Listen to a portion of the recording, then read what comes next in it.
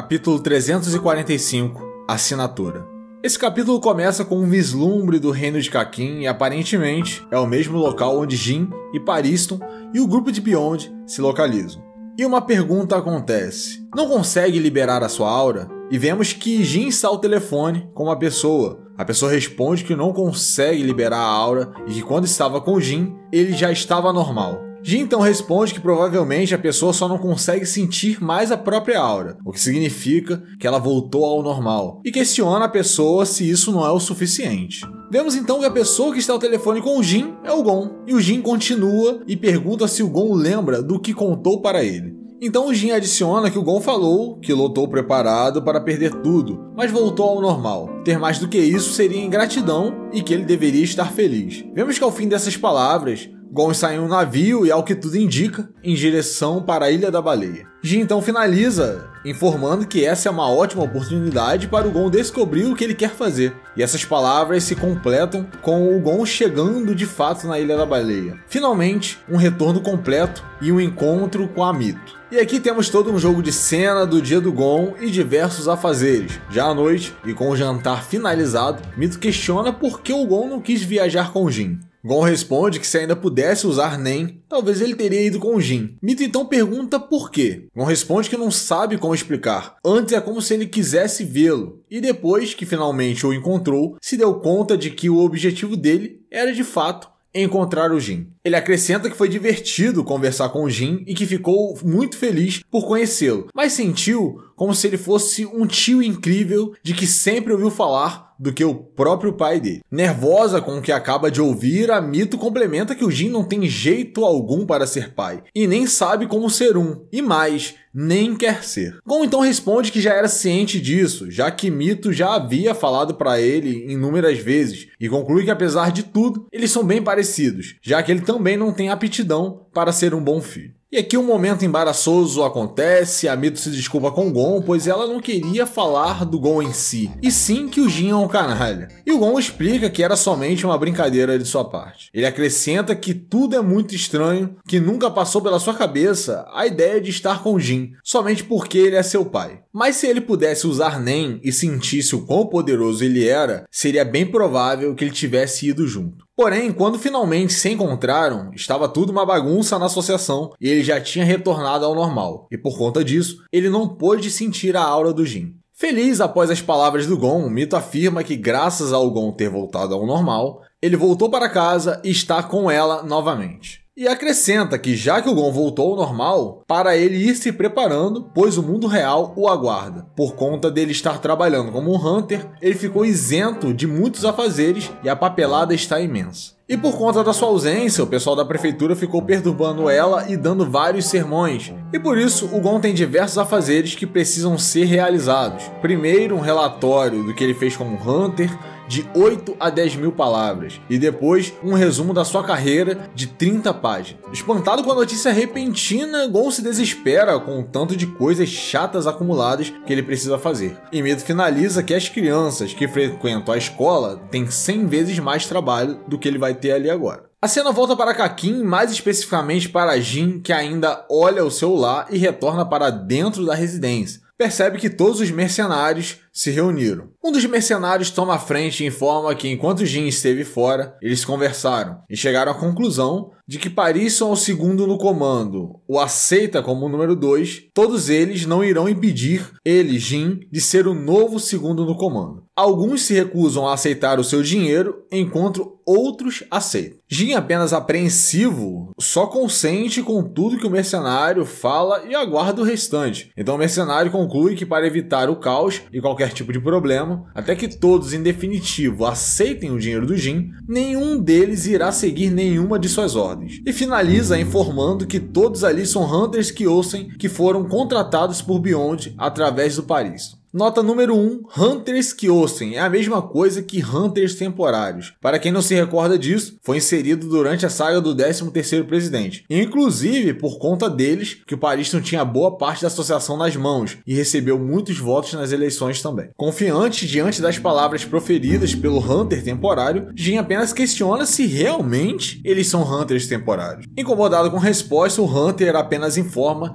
que não importa o que Jin pensa ou se subestima eles. Um outro Hunter acrescenta que eles não são tão poderosos e não teriam nenhuma chance contra um Hunter de estrelas igual o Jin. Tranquilo e sereno, Jin olha o grupo de Hunters e manda uma informação reveladora. Ele diz que está claro que tudo isso é uma mentira e que todos eles são especialistas em suas respectivas áreas de atuação. E que todos se tornaram Hunters apenas para essa jornada, que cada um ali possui habilidades especiais e necessárias para poder enfrentar o desconhecido. E isso é algo que vem sendo planejado há muito tempo, com o Beyond como líder. As palavras de Jin foram pesadas, e não por serem ríspidas ou qualquer coisa do tipo, e sim pelo fato de que tudo que ele acabou de falar estava correto. Os Hunters ficam incrédulos com o que acabaram de ouvir, mas dentre eles, apenas Pariston não se apresenta incrédulo, e sim incomodado, e muito pensativo de como Jin é irritante. Jin então complementa que outra função dos Hunters temporários era de manter o equilíbrio dentro da associação, para que o Pariston pudesse manter a vice-presidência, pois assim o Netero ficava de frente enquanto os assuntos burocráticos e de negócios eram controlados pelo Pariston. E por todo esse tempo, os Hunters temporários estavam se preparando, afiando as garras para essa oportunidade. Enquanto essas palavras eram proferidas, Pariston apenas as escutava. Em seus pensamentos, ele concluía que o Jin pensava de um jeito parecido com o dele, e talvez seja por isso que ele não gosta tanto assim do Jin. Talvez seja verdade o ditado que diz: semelhantes se repelem. Ainda pensativo e já longe na conversa, Pariston vê o quanto Jin é tão irritante que ele pode acabar odiando de verdade uma pessoa pela primeira vez. Jin então continua com seus argumentos. Ele afirma que o total de membros do grupo não são apenas 10 pessoas e que alguém poderia informar aos membros que faltam que ele pretende pagá-los adiantado também. E faz questão de frisar que isso é apenas um pedido e não uma ordem. Terminando essas palavras, Pariston, ainda pensativo, complementa que já que essa pode ser a primeira vez que ele pode realmente odiar uma pessoa, ele está ansioso para ver o que pode acontecer. E mais, se questiona do que ele pode fazer com uma pessoa que ele realmente odeia. Mas nesse momento, Pariston responde a Jin que sim, ele irá falar com as outras pessoas que fazem parte da equipe pessoalmente, para elas poderem aceitar o dinheiro, consequentemente, aceitá-lo como o número 2. Uma das Hunters temporárias se pronuncia e informa que se todos irão ficar sabendo de tudo que está ocorrendo ali, ela irá aceitar o dinheiro do Jin também. Jin então pergunta se ela tinha recusado por causa dos demais membros do grupo não estarem presentes. Ela desvia da pergunta e responde ele perguntando se ele irá dar o número da conta dele para eles. Jin responde que não, e que não é para eles tentarem devolver o dinheiro, e que se quiser, eles podem dar até para o Beyond, que ele irá saber aproveitar muito bem. Durante essa resposta e em seus pensamentos, Jin conclui que a mulher não quis respondê-lo. A mulher então pergunta se Jin faz ideia de quantos membros fazem parte da equipe, já que ele está duplicando o dinheiro de todos sem se importar. Irritado, Jin responde que sim, lá na associação era preciso ter pelo menos uns 200 Hunters temporários para poder manter o equilíbrio. Porém, o número de pessoas que vão ao continente negro será bem menor, umas 25 pessoas no máximo. Mais do que isso, seria bem complicado. E se tiver mais alguém que esteja infiltrado na associação, Jin acredita que a Shido e o Miss Aston irão dar um fim a isso. O Hunter de cabelos encaracolados e de óculos, em seus pensamentos, conclui que Beyond ofereceu 1,5 bilhões para os membros da primeira equipe, que são a equipe titular, e 200 milhões para a segunda equipe, que é a reserva. E o Jin falou que vai dobrar para cada um. Realmente, a fortuna de um Hunter de estrelas é gigantesca e assustadora. Jin, que ainda estava dialogando com a Hunter temporária, explica que quando ele diz todos da equipe, ele não está se referindo a literalmente todos os Hunters temporários, mas sim todos que fazem parte do plano de irem na expedição ao continente negro. E esse dinheiro que o Jin está pagando a todos irá ser gasto nos equipamentos necessários para poder lucrar com tudo que será trazido do continente negro Pelo menos esse dinheiro compensa o gasto com esses equipamentos. Ainda em seus pensamentos, o Hunter de óculos se questiona de qual o sentido de Jin fazer tudo isso. Pagar essa quantia absurda de dinheiro para somente ter autoridade em aparência. Não faz o menor sentido. A cena agora vai para uma cidade, carros podem ser vistos, estacionados em frente a uma grande porta. A cena migra para dentro da construção, que se demonstra ser uma boate ou uma casa de shows. Temos um destaque para 3 pessoas, 2 mulheres que se divertem dançando e mais um homem de cabelos loiros que as observa.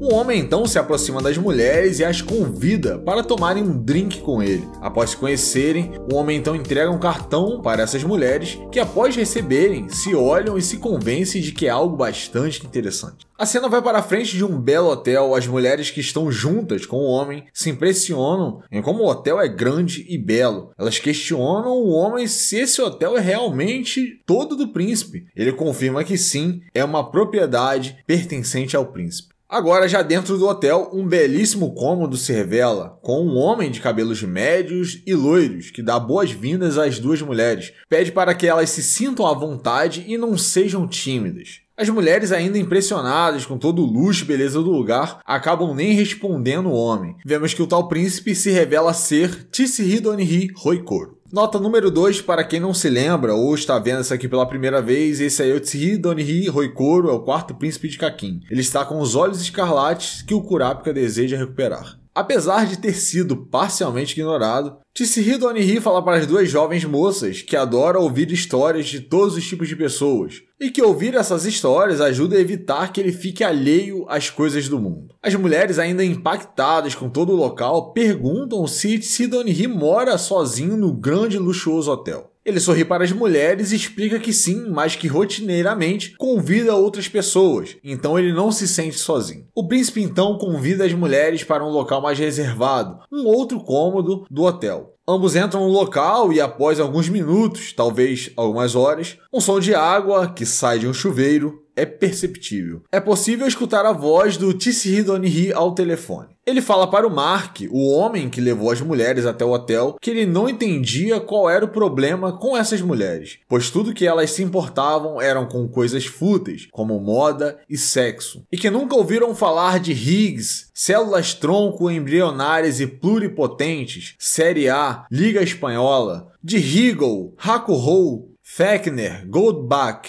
Janacek e nem Krokeil, nada. Nota número 3, galera, essa é uma nota um tanto demorada, mas vale a pena porque são todas essas referências que o Tsuhiro Onihi citou. Vemos que o Tsuhiro Onihi possui bastante conhecimento e cultura sobre diversas pessoas importantes e com grande diversidade. Vemos que ele demonstra também ser um cara muito inteligente e interessado. E por que eu tô fazendo essa nota, galera? Porque ela é muito importante para o desenvolvimento do personagem mais à frente. Ele cita Higgs, que provavelmente tem relação com Peter Higgs, físico e ganhador do Prêmio Nobel de Física em 2013, seu trabalho mais famoso é o bóson de Higgs. Cita também células tronco embrionárias e pluripotentes que possuem a capacidade de se transformar em qualquer tipo de célula adulta. Ele fala da Série A, que se refere ao principal campeonato de futebol italiano, Liga Espanhola, que provavelmente se refere à liga principal de campeonato espanhol. Ele cita Hegel, que se refere a Georg Wilhelm Friedrich Hegel, filósofo alemão. Seu principal trabalho foi sobre fenomenologia do espírito. É tido como um marco na filosofia mundial e na filosofia alemã. Hakuho, há 2 possibilidades. Pode ser a planta suculenta Echeveria hakuho, o que teria tudo a ver com biologia, já que ele também falou de células embrionárias, então pode ser que seja isso. Mas também pode ser a menção ao lutador de sumô Hakuho Sho, que também é pertinente, já que o Togashi gosta muito de artes marciais. Ele fala de Fechner, que faz menção a Gustav Theodor Fechner, outro filósofo alemão. Cita Goldbach, que faz menção a Christian Goldbach, o matemático russo, conhecido pela conjectura de Goldbach. E Aneset é um matemático tcheco, e Krokeil pode fazer menção a uma espécie de borboleta, Catopsilia krokeil. Tsuhiro Onihi, ainda no telefone, pede para Mark que, antes de trazer mais pessoas, que ele ao menos verifique se elas conhecem a capital de Kakin, o Partido do Poder e também o nome do rei.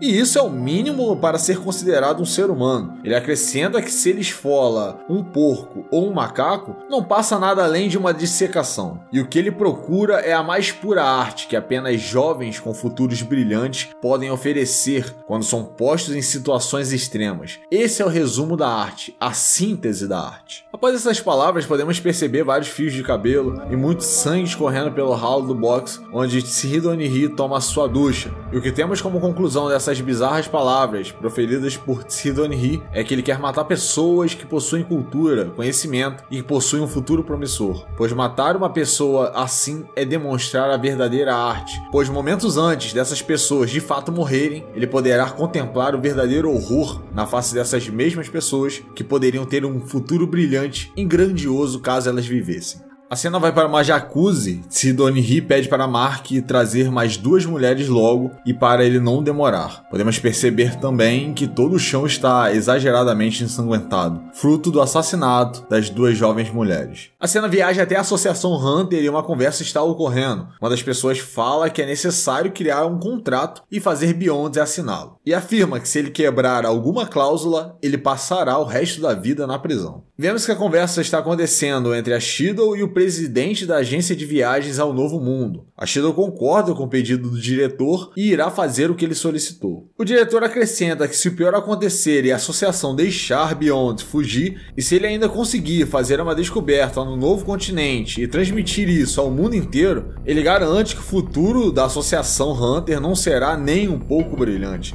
Essas duras palavras ditas pelo diretor da agência de viagens foram engolidas a seco pela Shido. Não foi somente um aviso, foi uma ameaça. Shido finaliza respondendo que compreende completamente a situação. A cena agora vai para a cela de Beyond. Shido redigiu o contrato pedido pelo diretor e o entrega para que Beyond possa ler e assiná-lo. Beyond primeiramente dá uma leve olhada no documento e em seguida fala com certo ar de arrogância. Foi exatamente como ele preveu que aconteceria. A Shido responde que sim, mas como ele pode perceber, ele será mantido prisioneiro e a liberdade estará totalmente restrita. Irá ficar em uma cela totalmente vigiada 24 horas por dia. Sempre que precisar sair, terão vigias para poder acompanhá-lo. Será forçado a utilizar uma tornozeleira eletrônica com um dispositivo de rastreamento. Sua comunicação será controlada e censurada pelos Zodíacos. Tranquilo, Beyond continua a examinar o contrato. Ele então lê que não pode resistir à associação durante a expedição. Qualquer coisa que seja encontrada será propriedade do V6, além de ser estritamente proibido divulgar informações em qualquer tipo de mídia. Confiante, Beyond olha para Shido e afirma que todas as exigências são aceitáveis. Sem muita paciência,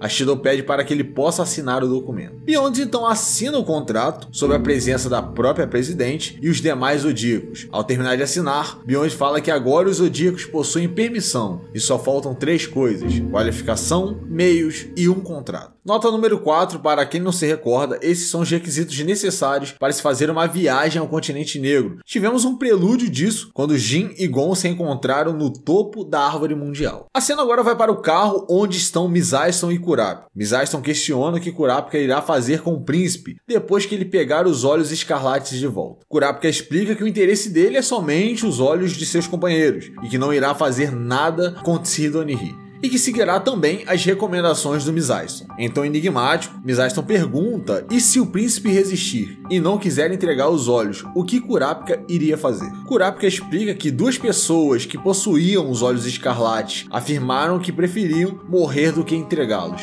Mas eles não morreram e ele recuperou os olhos de seus companheiros. Logo, o mesmo irá acontecer com o príncipe de Kakin. Misaiston apenas responde que assim ele espera. E assim fechamos o capítulo 345.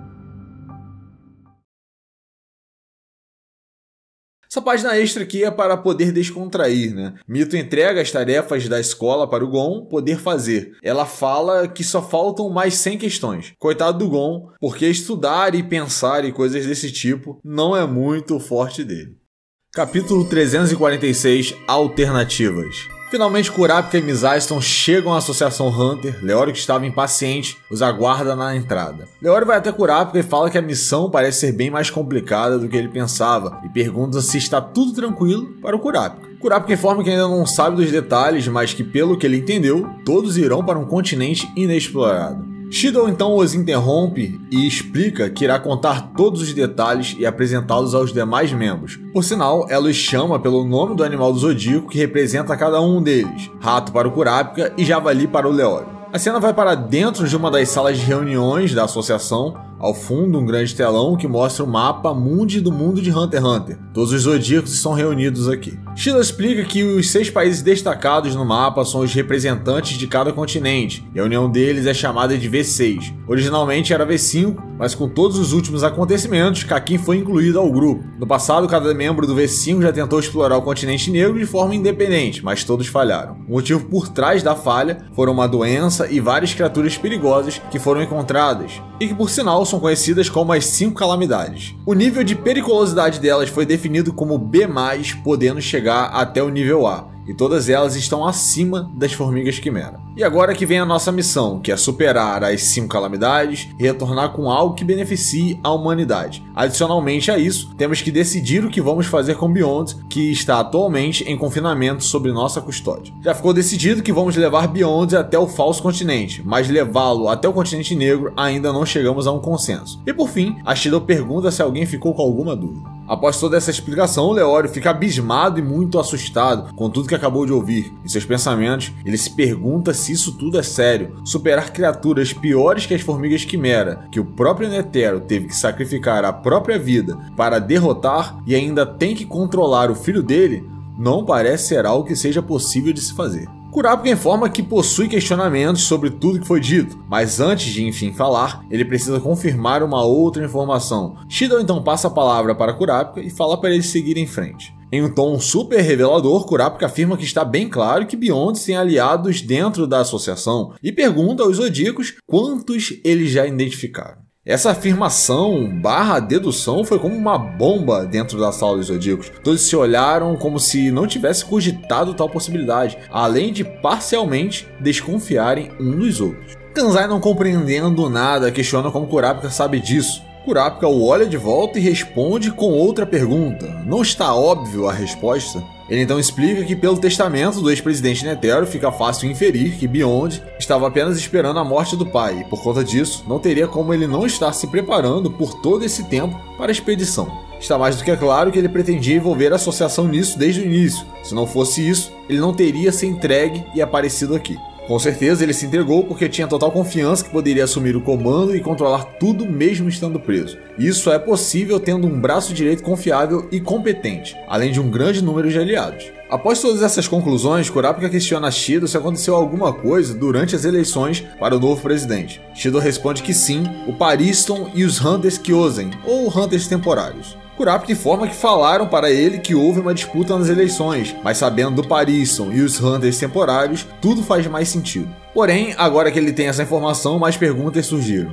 Misaison então interrompe Kurapika e o pergunta se eles podem conversar a sós por um instante. Misaison afirma que concorda com Kurapika sobre ter pessoas associadas a Beyond na associação e que, inclusive, ele e a Shido já iniciaram uma investigação interna. Após ouvir a explicação de Misaison, Kurapika pergunta por que não falam essas informações para os outros membros do Zodíaco. Misaison explica por que eles tiveram a mesma conclusão que o Kurapika. Kurapika então complementa que ter um espião entre os membros do Zodíaco é uma hipótese que não pode ser descartada afinal. Misaison afirma que sim, que tudo isso começou há meio século, até mesmo Botobai, que é o mais velho dentre todos os membros do Zodíaco, era apenas uma criança. Então se o plano de Beyond começou nessa época, praticamente todos na associação são um suspeito em potencial. Uma dúvida paira na cabeça de Kurapika e ele questiona se não foi o ex-presidente que escolheu cada um dos membros do Zodíaco pessoalmente. Se tivesse sido o próprio Netero, seria tranquilo confiar nos demais membros do Zodíaco. Porém, Misaison informa que sim, foi o ex-presidente. Porém, o velho se negava a escutar objeções e mesmo contra a opinião de todos, ele indicou Pariston para a vice-presidência. Ele era o tipo de pessoa que faria de tudo quando achasse que o resultado fosse interessante. Kurapika então concorda completamente com Misaison e lembra que Netero realmente era dessa maneira. Misaison acrescenta que na visão dele, o Pariston servia de distração para que a atenção deles, do Zodíaco, fosse desviada do outro infiltrado. E por fim, quanto à restrição que o Netero impôs no próprio filho, isso é porque provavelmente ele estivesse esperando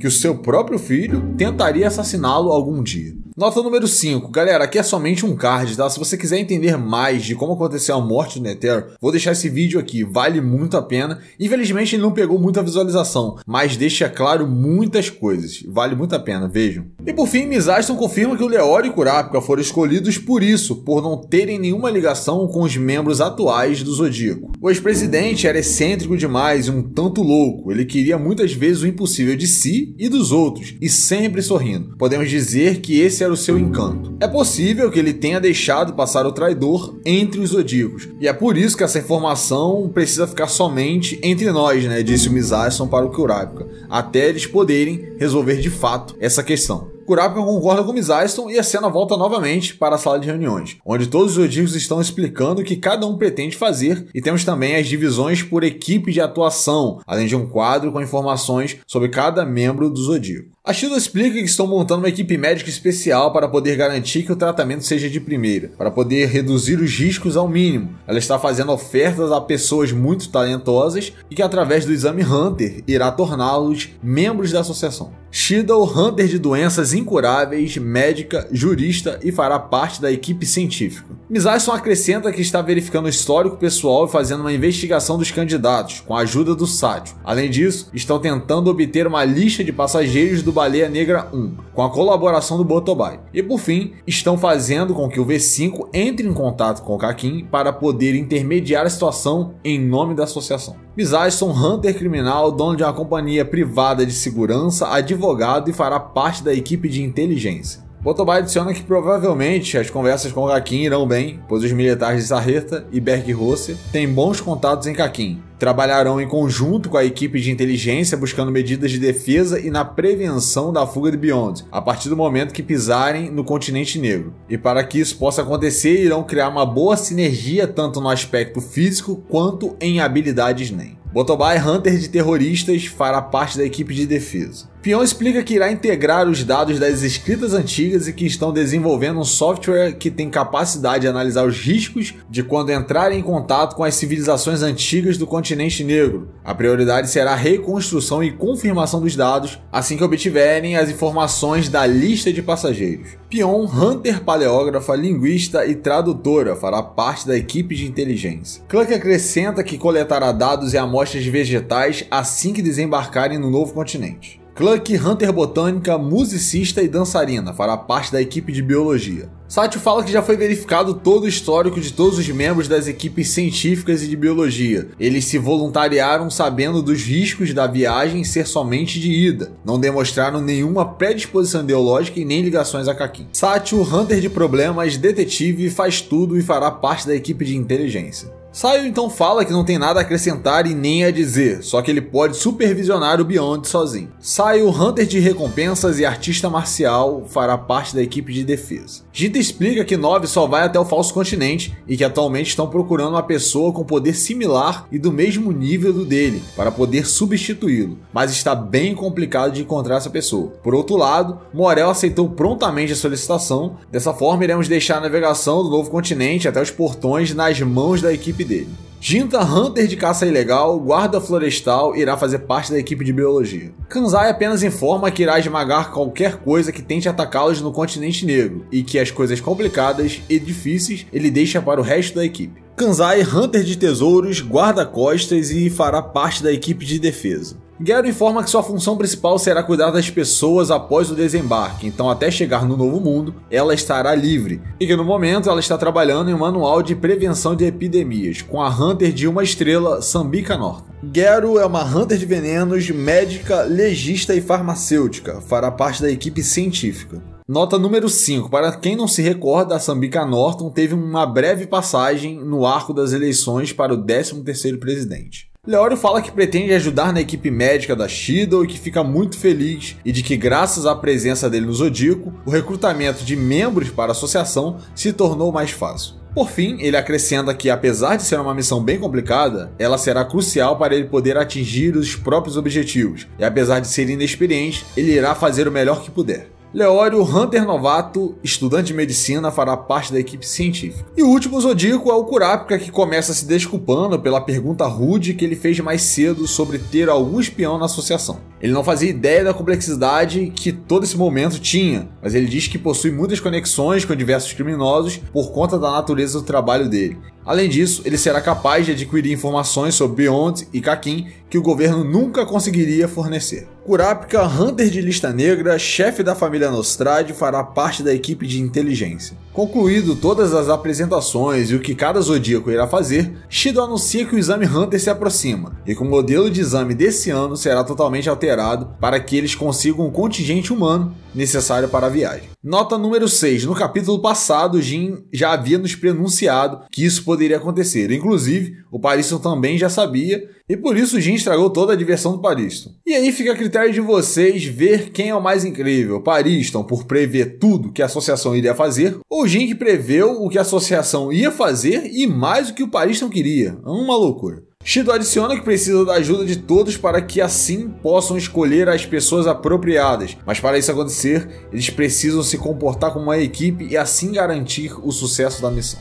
E agora temos um time skip, um salto temporal de um mês. Ao fundo vemos um local que já é bastante conhecido pra gente. É um local em Kakin, onde Jin está com os membros da equipe de Beyond. A cena vai para a mão de uma pessoa que fala para os Hunters temporários fazerem um pequeno ponto com aura. Após isso, para fazer eles se mover um pouco. Concluída essa segunda parte, agora é para eles fazerem mais pontos e fazerem eles se moverem. Porém, adicione a outra mão também. E por fim, mudem as direções, as formas e os tamanhos desses pontos. Vemos que a pessoa é o Jin, que está criando várias formas com a aura nas suas mãos e as movimentando para várias direções simultaneamente, o que é algo de extrema dificuldade e que precisa de muito controle e proficiência no NEM de transmutação. Os Hunters temporários ficam abismados e que isso seria algo impossível e que só pode ser uma brincadeira do Jin. Jin então acrescenta que dá para colocar velocidades e direções diferentes. Um dos Hunters temporários desiste e diz que nem consegue pensar. De tão difícil e complexo que é fazer isso. A mulher Hunter temporária afirma que é culpa do Uzaman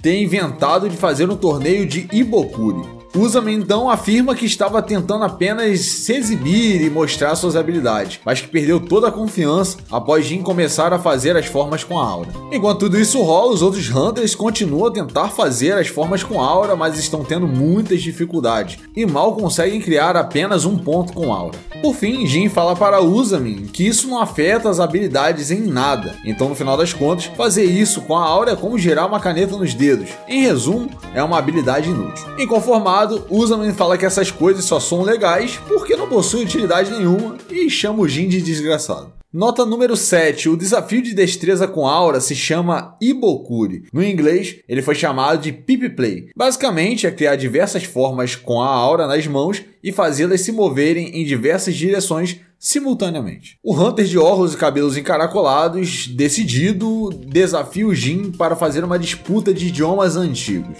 Ao mesmo tempo, o Hunter temporário com roupa de cozinha pede uma dica para poder melhorar no Ibokuri. O Jin dá a melhor dica que poderia se dar para uma pessoa: pratique. Então Jin e o Hunter de cabelos encaracolados e óculos irão iniciar a competição. O Hunter temporário, claramente incomodado e decidido, fala que o idioma será o Cap, ou capenês, antigo, e serão palavras começadas com a letra N. Então ambos iniciam uma sequência infinita de palavras. E por fim, Jin manda mais uma palavra e pergunta se o Hunter já vai desistir, porque ele ainda tem milhões e milhões de palavras no vocabulário dele. O Hunter não aguenta e Jin vence o torneio. Nesse momento, um outro Hunter parabeniza Jin, pois ele venceu o Curly, que leciona em Varvad. É isso mesmo que vocês ouviram, tá? Varvad. E ele chama também o Jin para ir jogar Mario. Jin deixa claro que apenas estudou o que ele gostava sem ir para a escola e que sim, eles poderiam jogar Mario. Nota número 8, né? Tivemos o nome desse Hunter de cabelos encaracolados e de óculos. O nome dele é Curly. Ele é um professor de uma universidade e um especialista em línguas antigas. Triste pela derrota, Curly admite que perdeu e afirma que irá aceitar o dinheiro do Jin e, como consequência, ele irá aceitá-lo como o número 2 no grupo. Contente com as palavras do homem, Jin fala que ele não precisa aceitar ainda. Se ele quiser, eles podem competir novamente. E dessa vez, com o idioma Naku ou Nakulês. Triste, o Hunter recusa a oferta do Jin e pede o dinheiro dele, pois ele irá doá-lo para um fundo de bolsas de estudo. Nesse momento, momento, Pariston chega na sala e chama por Jin. Com seu característico sorriso, ele informa que o exame Hunter já foi finalizado e que todos os associados do grupo falharam. Jin então pergunta se todos os Hunters temporários foram reprovados como ele havia previsto. Pariston responde que sim, e ficou impressionado com o nível de defesa que a associação fez.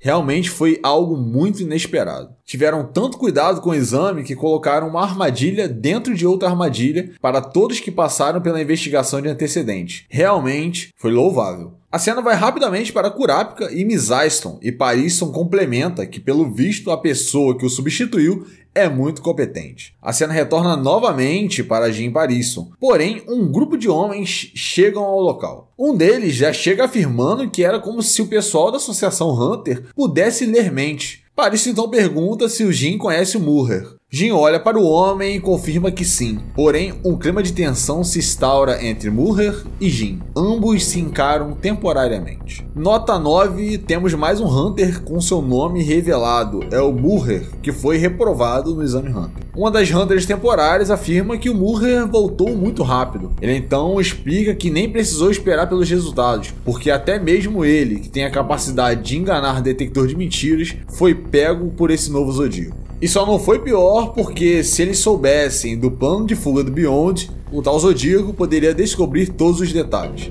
Muito sorridente, Pariston fala para não se preocuparem com o plano de Beyond, até mesmo porque nem tem um. Assim que chegarem no continente negro, irá dar o jeito dele para poder escapar e encontrar todos da equipe. Murrer responde que isso facilita muito o lado dele, pois assim não precisa se infiltrar na associação e agir como um agente duplo. Nesse momento, um outro Hunter temporário se aproxima para se sentar próximo a Murrer e ele fala para ele ir embora, porém o chama pelo nome, que é Pecoteiro. Nota número 10, esse bichinho esquisitinho, que traz uma lembrança enorme do Chopper de One Piece, se chama Pecoteiro, mais um personagem com o nome confirmado. Após isso, Murrer dirige as palavras para Jin. Ele pergunta se Jin não está do lado da associação e por isso ele deveria ir embora. Jin responde que Murrer está enganado, pois quando chegar ao Novo Mundo, ele pretende estar livre para poder fazer o que deseja, e por isso ele está mais para o lado de Beyond. Além disso, ele explica que entende o porquê do V5 ser tão cauteloso. O risco da expedição é tão grande que não teria como ser diferente, e por isso ele vai seguir todos os procedimentos mínimos. Se o pior acontecer, ele não se importa de não poder voltar mais. E a diferença entre ele e Beyond é que para Beyond a aventura só acaba quando retornarem do Novo Mundo com resultados. Tendo em mente tudo isso, ele ficaria feliz em ajudar a libertar Beyond, porém não pode deixar o Pariston livre, porque o desejo dele é destruição camuflada de amor. E por fim, Jin adiciona que o objetivo dele é libertar Beyond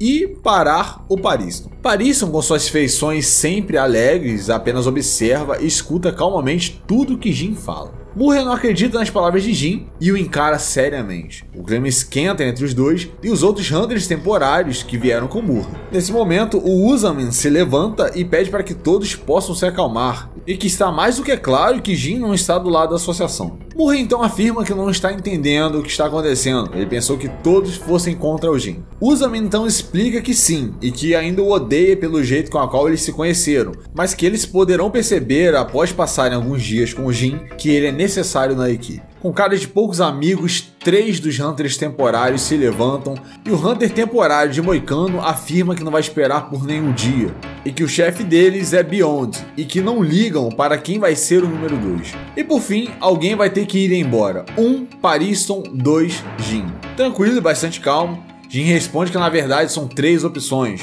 Confuso, o homem não entendeu como assim seriam 3 opções. E nesse momento, Pariston acrescenta que não são 3, na verdade são 4 opções. Jin então responde, opção 3, vocês saem. E Pariston acrescenta 4, vocês morrem. E um clima de enorme tensão se estabelece entre todos os presentes. E assim a gente encerra o capítulo 346.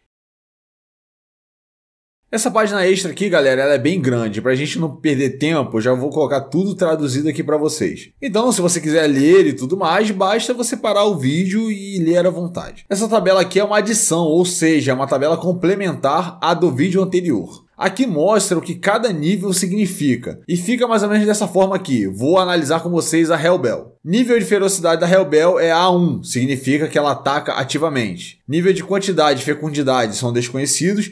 Nível de destrutividade, A2, significa que provoca dano que impede a vítima de levar uma vida normal e que também é de difícil recuperação, deixando sequelas pelo resto da vida. Nível geral de periculosidade da Hellbell é A. Significa que é uma criatura perigosa que precisa ser eliminada rapidamente, mas é complicado devido à falta de um método comprovadamente eficaz. Uma ação em escala mundial é necessária. Isso aí foi só um resuminho, tá, galera? Mas vale muito a pena vocês pegarem essa tabela desse vídeo e juntarem com a tabela do vídeo anterior e ficar vendo o que cada nível de periculosidade significa. É bem legal, de repente eu posso até trazer um vídeo dedicado disso se vocês quiserem, de repente comenta aí.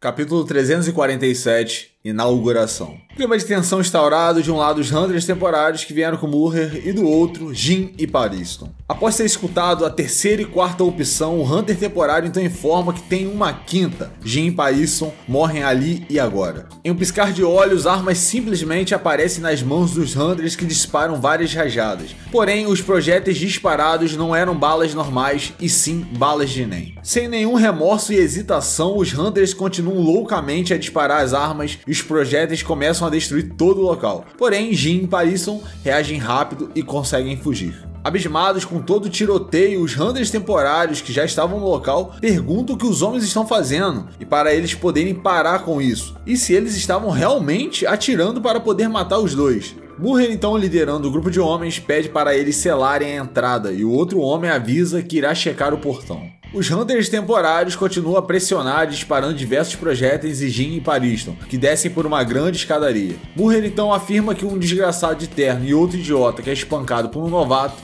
são dois inúteis e ele sempre odiou como Jin e Pariston são superestimados e a oportunidade perfeita para acabar com eles é agora. Fugindo da chuva de balas de aura, Jin fala para Pariston que não esperava que Murrer fosse tão temperamental e fizesse uma emboscada do nada. Pariston, um tanto quanto surpreso, fala que até que o Jin não é tão ousado como falam por aí. Jin explica que essa fama deve ter se acumulado por algumas pequenas loucuras que ele fez por aí, e de quebra manda o Pariston calar a boca. E mais, para começar, essa situação toda só está acontecendo porque o Pariston provocou os homens. Com um ar um tanto debochado e decepcionado, Pariston responde que estava apenas seguindo o Jin. Jin então responde que independente de qualquer coisa, os homens já começaram e não vão se segurar. Pariston então pergunta se eles devem enfrentá-los. Jin diz que sim, mas para eles irem devagar. Muito confiante, Jin afirma que esse bando de caras são emissores que precisaram materializar uma arma de fogo para poderem disparar a sua aura, ou seja, vai ser bem fácil vencê-los. E nesse momento, Pariston, com as expressões sérias, pergunta se realmente Jin não se importa que ele veja a sua habilidade em funcionamento. Jin, concentrando aura em seu punho esquerdo, responde que não há problemas.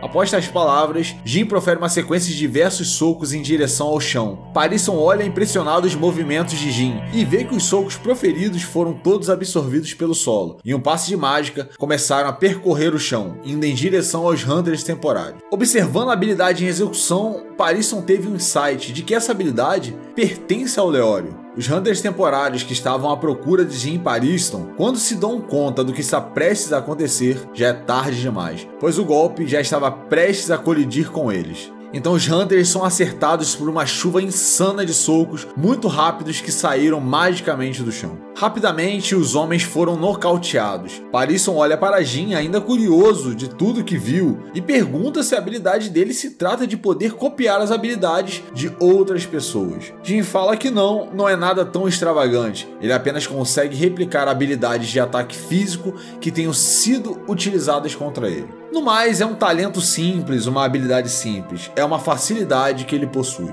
A cena vai para outros dois Hunters que ainda procuram por Jin e Pariston. Eles estão encostados em uma parede e se questionam se os outros três já foram derrotados, já que está tudo muito quieto. Eles se encontram em dúvida se devem ou não ir para cima e atacar Jin e Pariston. Jin então começa a ter uma sequência de deduções. Ele fala que o Leório quer ser médico e ele deve ter aprendido o soco remoto na tentativa de aprimorar o diagnóstico interno, e que provavelmente ele deve ter praticado palpitação com seus pacientes. Jin coloca sua mão sobre a parede e dá leves toques sobre ela, e conclui que o Leório deve ter utilizado a sua aura como uma espécie de ultrassom.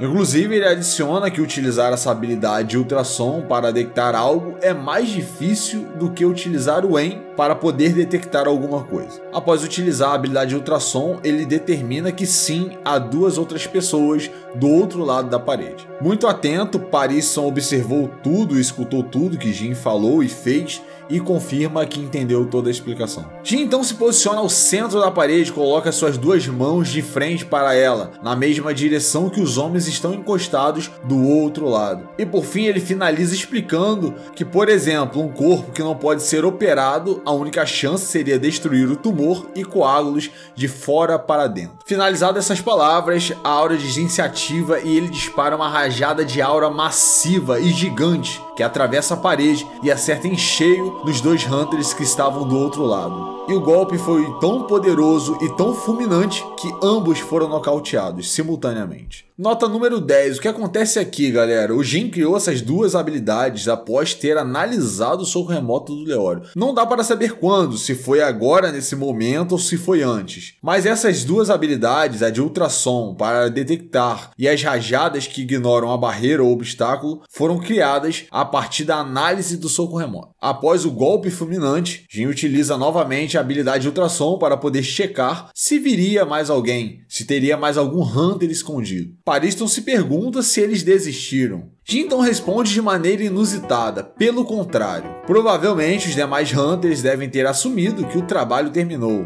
E as palavras de Jin não faziam o menor sentido. Claramente confuso, Pariston perguntou sobre o que o Jin estava falando. Jin então explica que tudo isso que acaba de ocorrer foi um plano do Pariston, porque estava óbvio a armação. Vários erros foram cometidos e eram bem notáveis, mas o principal foi o cara de moicano, que estava muito irritado, dar a opção de fugir, logo eles 2. Mas Jin acredita que isso não foi um erro, e sim proposital para poder evitar que ele realmente fosse embora. Jin então finaliza que dessa vez ele pegou leve com os demais por respeito, já que eles tiveram que seguir todo esse roteiro idiota e de merda. E que da próxima vez o Parisson tenha coragem de ir enfrentar ele sozinho. Isso se ele realmente quiser ver as habilidades do Jin em funcionamento. Terminado o seu argumento com duras palavras, Jin segue de volta para a residência. Após as palavras fatais de Jin para Pariston, o mesmo paralisou e não disse sequer uma palavra. O ódio o consumia, ainda mais depois de toda essa vergonha. Plano descoberto e foi praticamente superado por Jin tranquilamente. De volta dentro da residência, Murray explica que achou que tivesse atuado muito bem. Jin responde que ele só pode estar brincando, pois estava péssimo e que ele deveria ser muito mais autocrítico e que parecia que ele estava lendo um script. Jin o interpreta como "eu sou tão mal". Foi assim que soou toda a sua atuação. Então Jin fala um pouco mais sério e diz que o que preocupa realmente são os soldados, e que a atuação do Murray é o pior dos problemas, pois o nível que eles possuem é muito baixo e não aguentarão o continente negro. No máximo servirão para dar apoio. Murray responde que isso não é um problema, pois a função de todos eles é realmente ser uma unidade de apoio. Os outros homens que estavam ao redor escutando a conversa complementam que o trabalho deles é apenas reconhecer o terreno, recarregar munições e dar cobertura. Então que nesse momento um ser similar a um robô bem grande é apresentado, e o Murray finaliza informando que quem será o responsável por dar os tiros será ele no novo mundo. Jin olha para o imenso robô e pergunta se ele é um modelo simbiótico, uma espécie de armadura conjugada, que é operada em conjunto. Murray confirma que sim, que ele também tem a capacidade de materializar armamento pesado, e que nele existe um sistema auxiliar de emissão que fornece toda a munição. Enquanto Murray concluía as suas palavras,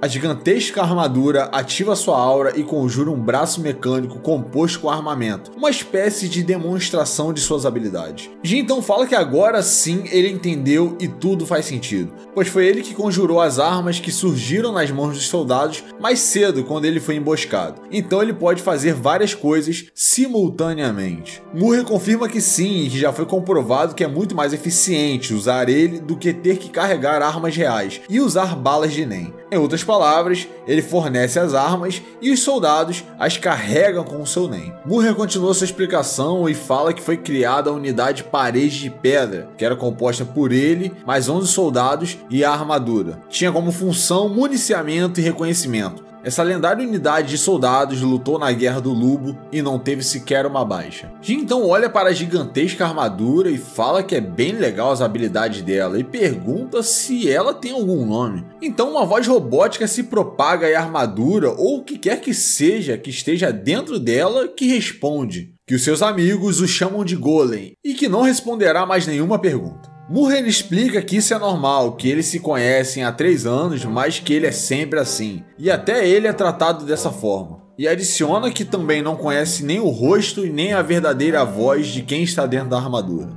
Jin, incrédulo com o que acaba de ouvir, fala que percebeu, pois o Golem passa essa vibe de não fale comigo. Jin, otimista e sorridente, pergunta se Murrer é responsável pelos soldados e se ele poderia convencê-los a aceitar o dinheiro. Murrer então explica que quando soube que ele seria o número 2, não viu nenhum problema com isso. Porém, o que o incomodou foi a parte do dinheiro. Agora, em um tom mais sério, ele contextualiza que os soldados valorizam os seus companheiros mais do que tudo e que basta apenas um rumor sobre troca de lados por causa de dinheiro que o Jin estará fora do grupo. Qualquer conversa sobre dinheiro precisa ser limpa, simples, direta e planejada, assim como um livro na estante ou um controle remoto sobre a mesa, tudo no seu devido lugar, nada muito diferente disso. O clima fica ainda mais tenso e Murrer adiciona que soube que outras pessoas quiseram desistir e abandonar a missão por causa da proposta de Jin, e isso deixou muito nervoso. E que se Jin tiver alguma explicação, que possa esclarecer agora.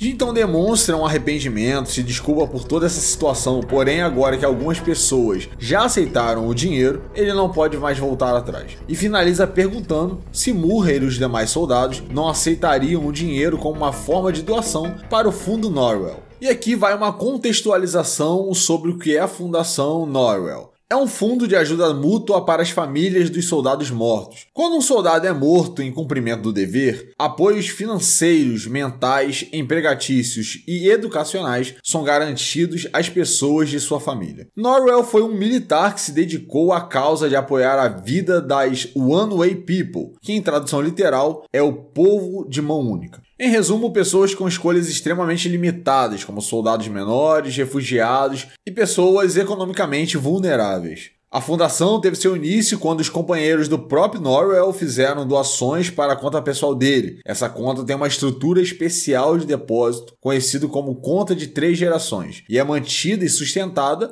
apenas por doações dos participantes. É conhecida também como a conta dos milagres. A cena volta para Murrer e Jin, e Murrer, por sinal ainda muito sério, pergunta se Jin está falando a verdade e está falando sério com esse papo. Pois a partir do momento que ele criar uma conta neto, para poder realizar a transação, ele será considerado um soldado e não vai poder recusar uma solicitação de uma conta pai. Jin então explica que ele e os demais não aceitariam o dinheiro de forma direta. Se for feita a transação para uma conta que é administrada coletivamente, não terá perigo de rumores estranhos. Ainda inconformado com tudo, Murrer pergunta por que Jin quer tanto que todos aceitem o seu dinheiro, por que ele faz tanta questão. Jin então explica que essa não é a primeira vez que ele fala coisas sem pensar e só depois se dá conta do motivo por trás do que ele falou. E esse caso de agora é um exemplo, e que ele sente muito por ter causado muitos problemas a todos. Mas o primeiro motivo que ele decidiu oferecer dinheiro para todos é que ele sabia que todos ali não iriam ficar cegos por dinheiro. Por isso ele pensou que se aceitassem o dinheiro dele, iriam aceitá-lo. E também ele acha que deve ter ficado feliz, já que achou um grupo de idiotas e loucos igual a ele. No começo, quando ele chegou ali naquele local, ele estava bastante irritado, porque ele teve a impressão de que todos tinham furado a fila e passado ele para trás, em um plano de viagem para um novo mundo.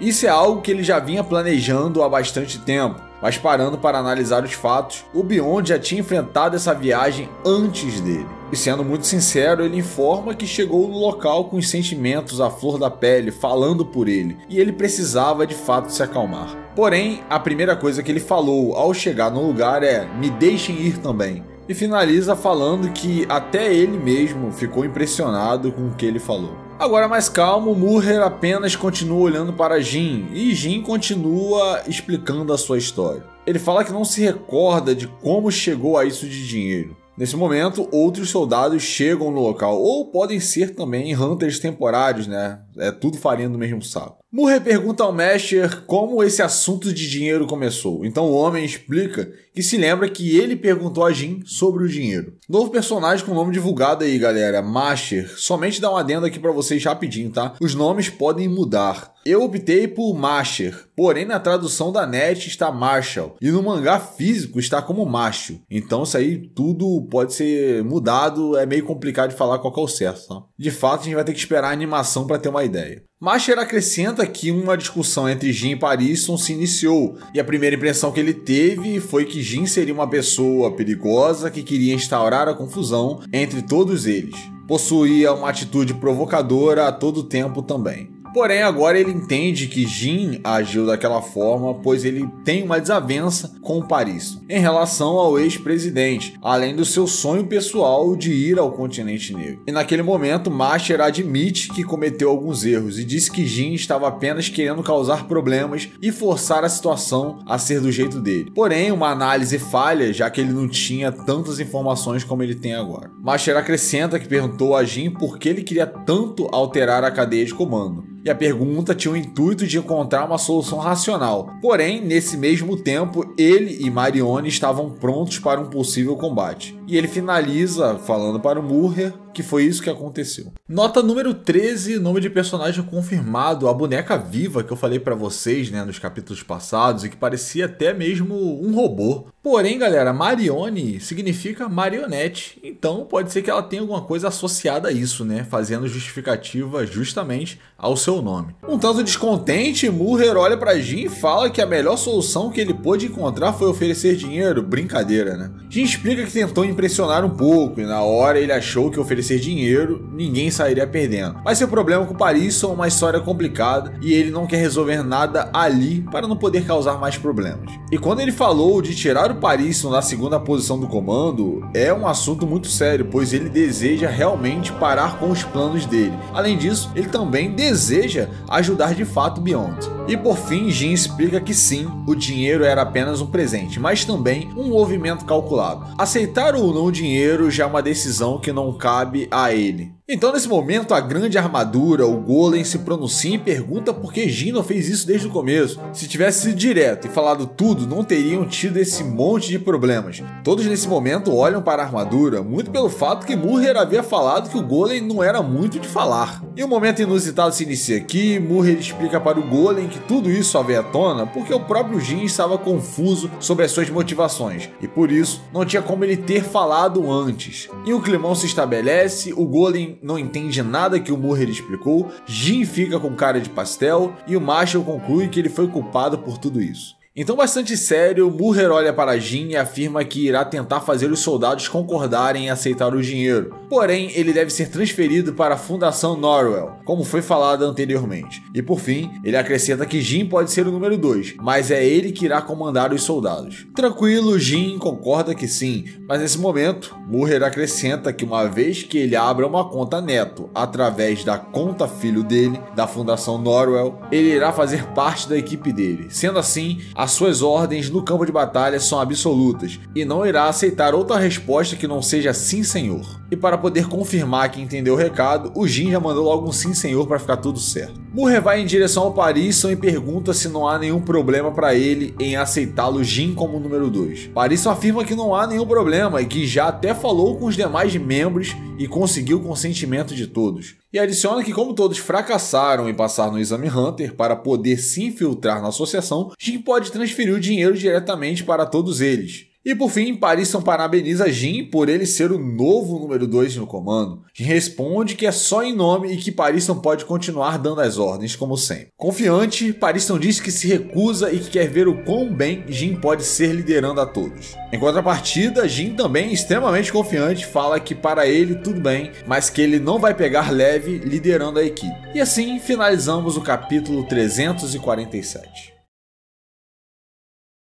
Essa página extra se trata de uma contextualização sobre a conta de 3 gerações, Com certeza vocês viram os termos conta pais, conta filho e conta neto. Conta pais é responsável por supervisionar e gerenciar as transações das contas filho e neto. É uma conta de gestão participativa. Todos os familiares compartilham as informações de movimentação em todas as contas, desde extrato até dados de compras. Conta filho fica responsável pela conta neto em anexo. Via de regra, um neto não pode recusar uma solicitação de um filho para enviar soldados. O método de operação é o mesmo que o da conta neto. Conta neto, conta que só pode ser usada para depósito, nunca para retirada. Todo o dinheiro depositado vai para a conta pais. É possível realizar compras em estabelecimentos parceiros, inclusive online, através de um cartão de crédito específico, que não tem limite.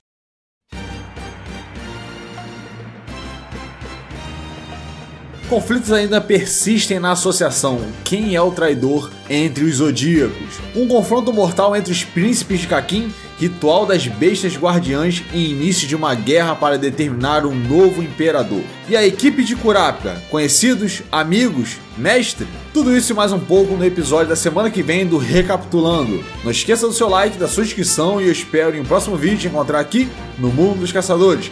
Fui!